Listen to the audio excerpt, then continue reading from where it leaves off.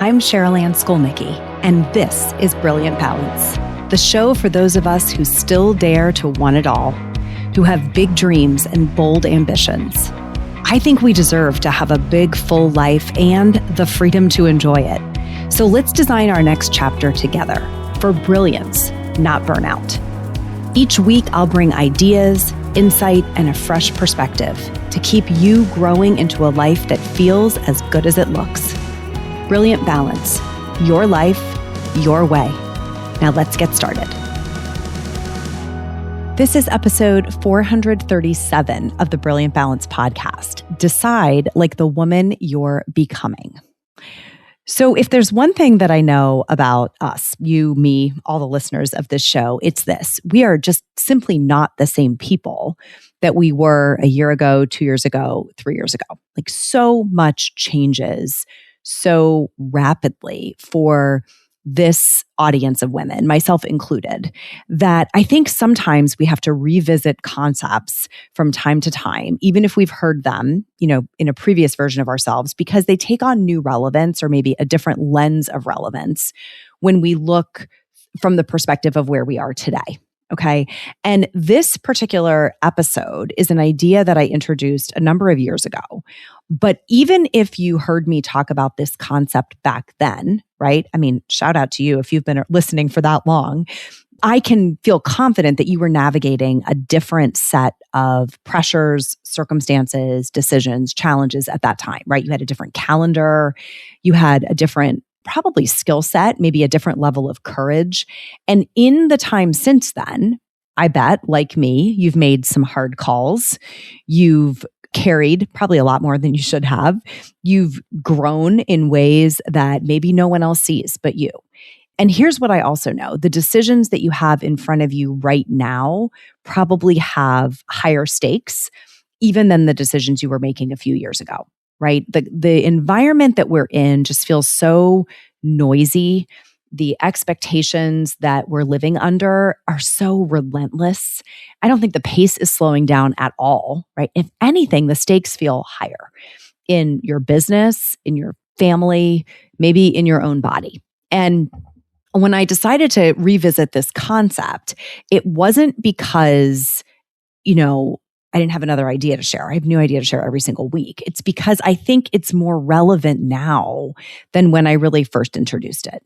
So many of the women that I am crossing paths with in our coaching communities are still prone to making decisions from like a previous identity, a previous set of values, expectations, norms, experiences, right? It's like, I am a high achiever. I am the responsible one. I am the peacekeeper. I am the overfunctioner, right? We make decisions from that former identity. But the woman who you're becoming, right? She has like a different center of gravity. She doesn't ask like, what's going to make everyone else comfortable? She's asking, what aligns with the future that I'm building? I bet, I hope, right? So this episode really is an invitation to recalibrate, to take another look at your current reality, your exact current reality, not one that's colored by your past, right? Take a look at your current calendar, your current commitments, right? The things that are tugging on your energy, and ask better questions. Ask, are you choosing like the woman that you've been? Right? Maybe the woman you're trying to outgrow or grow beyond, or are you choosing like the woman you're growing into, the person that you're becoming? And as you listen, I want you to hold today's context in mind, not last year's or God forbid, last decade's, right? Because you're operating at a whole new level now. And I want to make sure that your decisions match that altitude. Okay. So let's dive in. So hello and welcome back to the show. I have a question for you as we start today's episode. And the question is this: if you could go back in time and have a conversation with your 16-year-old self, what would you tell her? I want you to think about this question with me. Now, you may have just shuddered when I asked that question. You may have smiled. You may have rolled your eyes even if you've maybe thought about this question before, but I really want you to go there with me as we get into this episode. I want you to think actually very specifically about one of the decisions that maybe you had to make when you were 16. Maybe it was a decision about which summer job you should take, or whether you should take all those honors and AP classes or a collection of maybe easier electives. Maybe you were thinking about, should you date this person or that one, right, at 16? Break the rules or follow them? Should you try out for the team? Might have been a decision that you were pondering. Or whether or not to cut bangs. That was a decision I pondered at 16. Which colleges should you apply to? These decisions, and I want you to just maybe even pause this episode and just think for a minute about what it felt like to be 16 and trying to make any one of those decisions or another one that came to your mind when I asked the question. And I think the theme is probably that those decisions felt pretty overwhelming to your 16-year-old self. They were all consuming. They were maybe a little scary or a lot scary, and they felt like the stakes were pretty high. I felt like, as I think back on this, I felt like I didn't have the information that I needed, right? I felt like I was trying to make decisions with imperfect information for maybe the first time ever around that era. Up until then, you're being given pretty simple and well-framed decisions. And around that time in high school, if your parents gave you some room to make decisions, you're starting to really deal with nuance.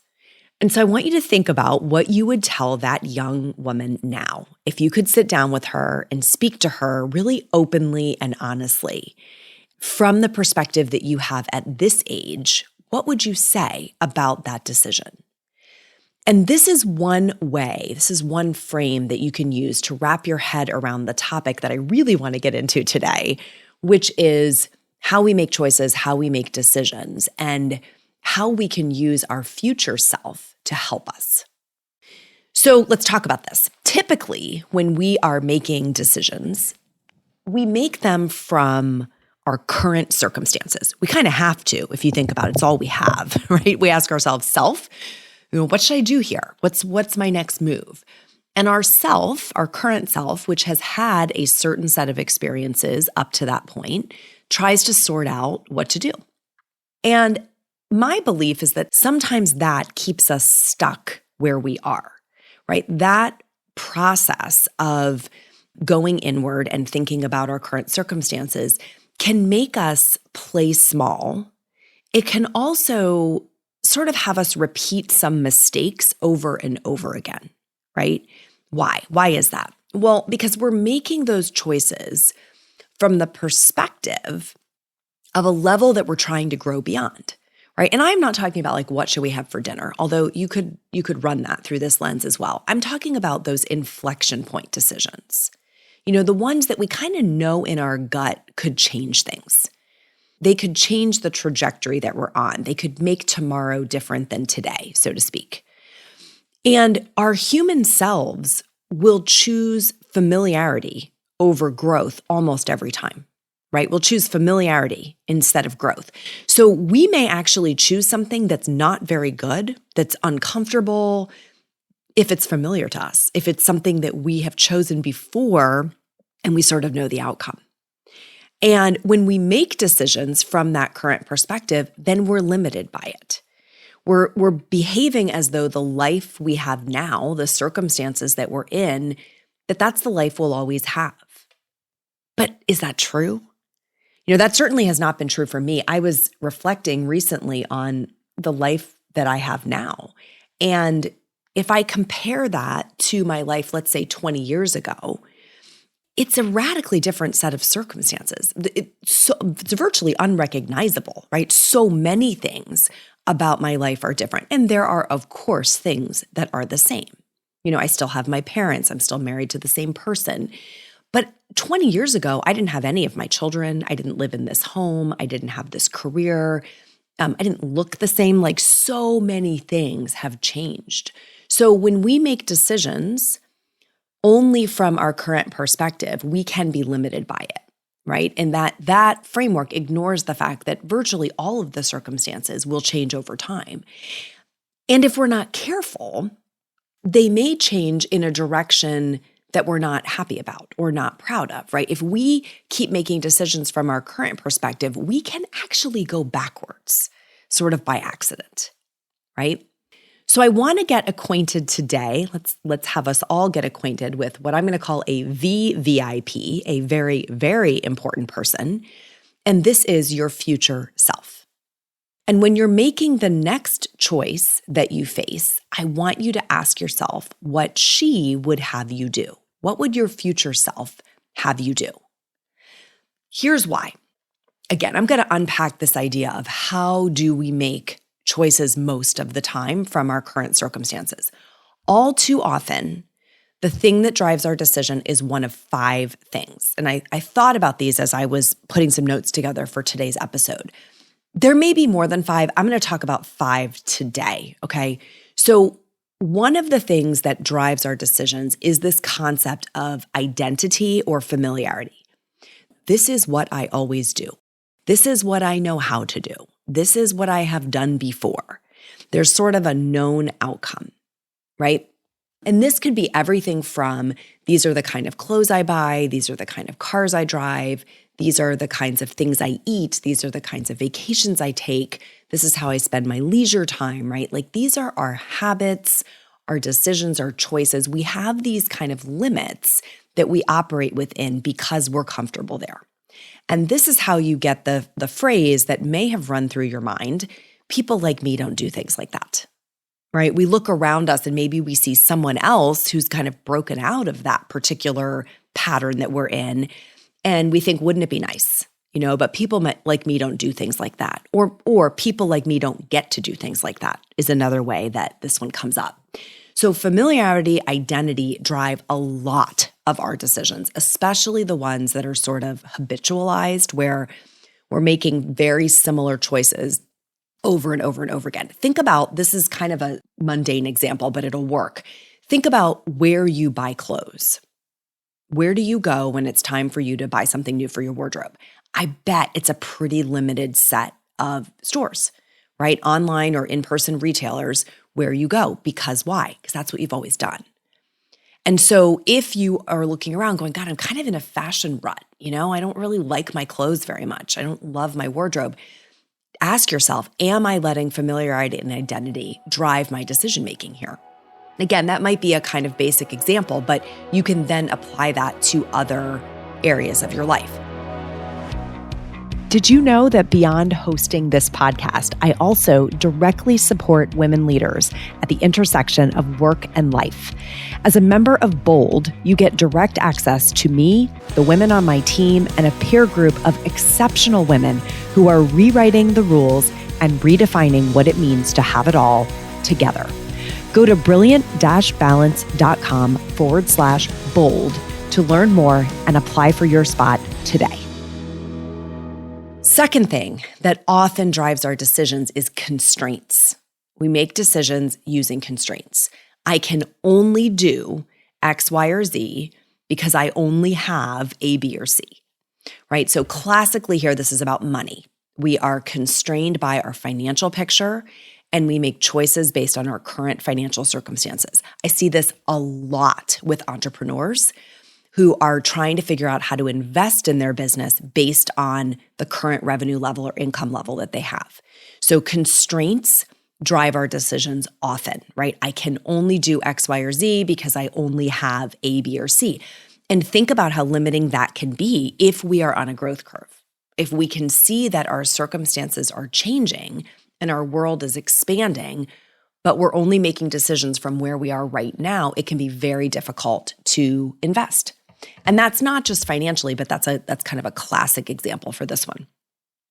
The third thing that often drives decisions is fear, right? We allow fear to be the driver of the decision. And I got to tell you, fear is a terrible decision maker.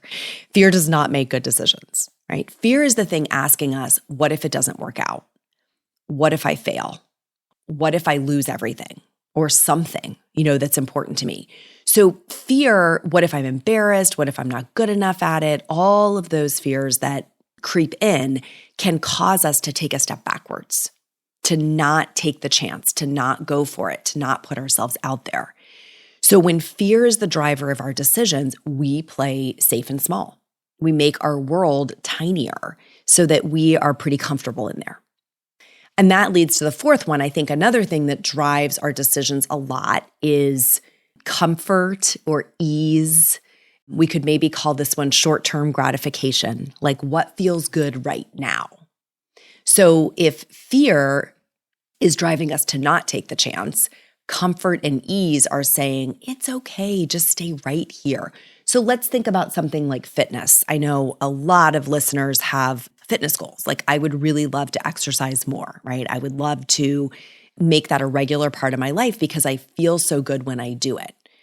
And yet the same person will say, I'm not doing it. Why? Because in the moment, we're choosing what's comfortable, what's easy, what feels good in the short term, instead of what feels good in the long term, right? What will feel good after we've done it. And maybe not even after we've done it once, but after we've done it with some level of consistency. So comfort, ease, short-term gratification can drive our behavior. And then the fifth one, this one is so prevalent, is opinions of others. What will so-and-so think or say if I do this? Or even, what is so-and-so telling me to do? My spouse, my parents, my colleagues, the imaginary crowd even. Like, what will people on social media think I should do? So we will make decisions based on what is going to get us the feedback loop that we want from other people, right? What do they want me to do? Now, none of these are necessarily bad. Some of them can have merit. They can play into a decision-making process in a way that is healthy, but they can also lead to us not taking chances or not making moves that could really change the game for us. So I want to look at an alternate framework that really leverages our future self, that allows you to help tap into this alternate framework for decisions. So 5 alternate things that maybe should or could drive our decisions if we can have a conversation with our future self. Here's what they are. Instead of familiarity and identity, which I talked about before, we want to think about vision. Using our vision to drive our decisions. This is, where do I see myself and what action will move me toward it? So imagine the conversation with your future self at whatever point in the future you want to place her. It could be yourself a month from now. It could be yourself a year from now. It could be a decade from now. It could be at the end of your life. Where do I see myself and what moves me in that direction? What choice or decision that I could make today is putting me one step closer toward that vision? Okay, that's the alternative to choosing current identity. We choose vision. Very powerful, right? You would make different decisions many, many times if you are saying, I'm going to make the decision that's familiar to me, or I'm going to make the decision that's moving me closer to the vision I have for my life. They are not the same decision most of the time. Second thing that should drive our decisions are possibilities. Instead of constraints, possibilities. So possibilities is where you ask the question, what would have to be true? What would have to be true for me to make this decision and have it be a good one? What would have to happen on the other side of it, right? What dream am I chasing? That's a very powerful question. What would have to be true for this to be a great decision? It can help us get past the constraints, right? We can start thinking in terms of possibilities instead of constraints with that one simple question.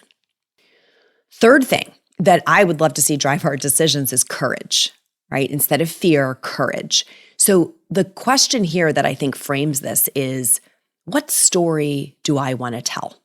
Right? There's a classic quote that says, live the story you want to tell. What story do I want to tell one day? That's what leads us toward courage. And you can ask yourself this, anytime that fear is really governing a decision, you can hear it by asking this question. What story do I want to tell? Do I want to tell about the time that I decided not to apply for that job because I might not get it? Or do I want to tell the story of, man, I applied for that job and it was a long shot and I got it and it changed everything? Think about the difference in those stories, right? Which story do you want to tell? Fourth thing that can drive our decisions is focusing on our long-term fulfillment or satisfaction instead of our short-term gratification. Okay, our long-term satisfaction or pleasure or fulfillment. So the quote I like here is one that circulates in the authors community, and it's, "I don't like writing, but I like having written." I don't like writing. There are very few authors who are like, I just love the act of writing. I like having written. I like looking back at that page and seeing what I've done. I like the finished book. How many places in your life do you struggle with the act of doing it, but you love it when you've done it? That's the gear you can harness to tap this long-term rewards. So when we have to push through some short-term discomfort, right, and we have to sort of metaphorically get up off the couch and do something, what we have to keep in our mind is that long-term goal. Will it have been worth it? And that is very powerful when there's a little bit of pain in the short term, but the pain is worth it. And the fifth one, instead of the opinions of others, what will so-and-so think, we want to think about, to drive our decisions, the opinion of our future self. What would my future self be proud of me for doing? What would my future self celebrate? What would my future self honor? When I look back at this moment in time that I'm facing today, where does my future self go? Atta girl, that was it. You had to make a hard choice there and you made it. Making decisions from that perspective of our future selves is a fabulous game changer. It opens up a whole new world of possibilities. Maybe you are the kind of person who can start a business. Maybe you can marshal the resources to take that once-in-a-lifetime trip. Maybe you do have the courage to go ask for that opportunity. Maybe you can do the hard work today that gets you that degree in a few years. And maybe your future self is just waiting for you to ask for her point of view. I got to tell you, I love watching people make this shift from decision-making from your current circumstances to decision-making from this future perspective. So I want to hear your stories. If something opened up for you today when you were listening to this, and man, I hope it did, jump into our Facebook group and tell me your story. Tell me where your current self was getting in the way, and tell me the story your future self wants. What is the story that she wants to tell? Facebook group is at Brilliant Balance. If you just go to Facebook and search groups, you'll find Brilliant Balance. If I can help you personally, DM me on Facebook or Instagram or email me. You can email Cheryl-Ann at brilliant-balance.com. Tell me. That's why I'm here, to help you make these kind of shifts. That's all for today, my friends. Till next time, let's be brilliant. This is thepodcastfactory.com.